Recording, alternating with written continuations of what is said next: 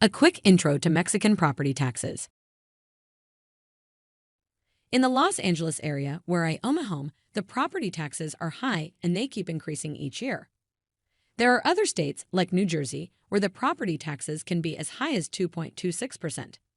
In Los Angeles County, the current property tax rate is 1.2%. That may not sound like much, but for the median home price of $742,000 just north of Los Angeles, the property taxes come to $8,900 per year. For a $1 million house in Southern California, which is a very common price, the property taxes come to $12,000 per year. That works out to an additional $1,000 per month that you have to put aside to cover just property taxes. In Ensenada, Mexico, I was pleasantly surprised to find out what the property tax rate is there. Although the tax rate varies depending on exactly where you live in Ensenada, a safe number to work with is 0.1%. So, for a $400,000 house in Mexico, that would work out to an annual tax payment of $400, or around $34 a month. That means for a comparable $400,000 house, it would take 12 years of property tax payments in Ensenada to match just 1 year's tax payment in Los Angeles. How amazing is that? On top of the very low property taxes in Mexico, you can take advantage of a discount that applies to your property taxes in cities like Ensenada. If you paid your property taxes early, you can get a discount on your property taxes of up to 20%. So that $400 tax payment can be as low as $320 if you pay a few months before the due date. Awesome, right? At the same time, I don't get any discount on my property taxes in Los Angeles by paying early, just a large penalty if I pay late.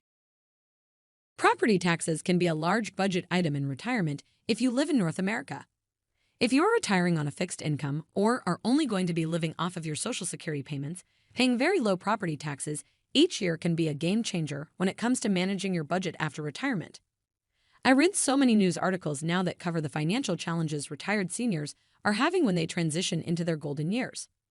Think about it. If you retire in Texas, your property tax rate can be 1.8%, or in New Jersey, it can be a whopping 2.26%. I think your property tax rate is something important to consider when you are evaluating whether relocating to Mexico or retiring in Mexico is an option for you. Welcome to Mexico Real Estate 101. These are short introductions to how to navigate the Mexican real estate market along with an explanation of some of the terms that may be new to you. Our first term goes to the heart of buying a home or property in Baja California if you are not a Mexican citizen, or if you are a citizen of the United States, Canada, or other countries. This term is pronounced Fideicomiso or Fideicomiso.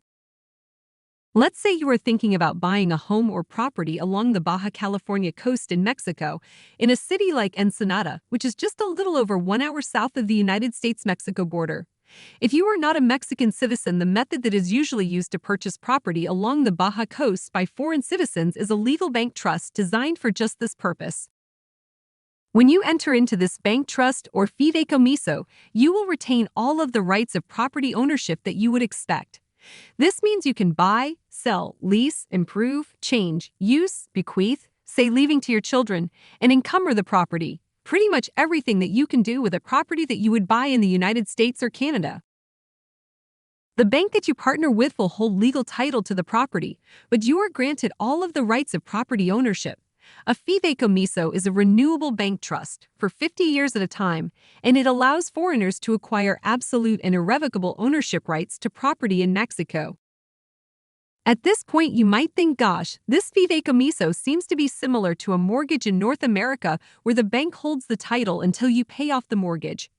You are right, as this bank trust allows you to do all of the same things that you can do with a North American mortgage. You can even rent out the house in Mexico using Airbnb or other platforms without any problems. This sounds pretty flexible, doesn't it? You bet. This video will provide a brief introduction to the SENTRI Pass. This border crossing fast pass is a must-have if you are planning on crossing the United States border multiple times each year. My family and I have crossed the U.S.-Mexico border many times over the past 25 years. At first, we waited in line like everyone else for several hours each trip. We had had enough of that nonsense once we found out about the SENTRI Pass and how easy it makes crossing back into the United States, without the 2 to 4 hour wait times. Now, on average, it takes 20 to 30 minutes for us to make the crossing.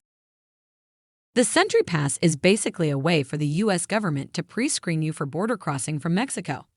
This is why the SENTRI lines at the border allow you to cross much more quickly and to wait in a much shorter line. Once you have tried using the SENTRI Pass, you will never want to go back to sitting in line for hours in order to cross the border. Oh, by the way, you'll also need either your passport or a U.S. enhanced driver's license in order to use these SENTRI lanes. The SENTRI Pass requires a few steps, aside from paying your fee of around $123 at the time of this video. The SENTRI Pass is good for 5 years before it needs to be renewed again, so it costs you about $25 a year for the SENTRI Pass. This is quite the bargain when you think about it. You will have to pay your fee, go in for an interview, get your fingerprints taken, and then wait for your background check to be completed. In addition, you will need to register your car or cars as a part of your SENTRI Pass. The car you drive across the border in needs to be registered, not just you. The instructions are all on the CBP website. There are 3 SENTRI crossing points on the California and Mexico border, along with more in Arizona and Texas. The 3 SENTRI crossing points in California are at San Ysidro, Otay, Mesa, and Calexico. The San Ysidro crossing is the biggest one, and it has the most SENTRI lanes. Here are a few images of the SENTRI lanes as seen from the Mexican side of the border. I hope this brief introduction to the SENTRI Pass was helpful. I am Laura Navarro, your bilingual realtor who is a licensed realtor in Mexico and the United States.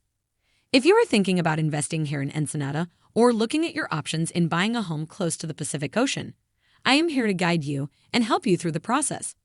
I am just a phone call away. If you would like to learn more about possibly retiring in Mexico, where your nest egg goes much further, feel free to contact me, or you can check out my YouTube channel videos, of which I have posted over 170 so far. Look for more Real Estate 101 videos coming soon.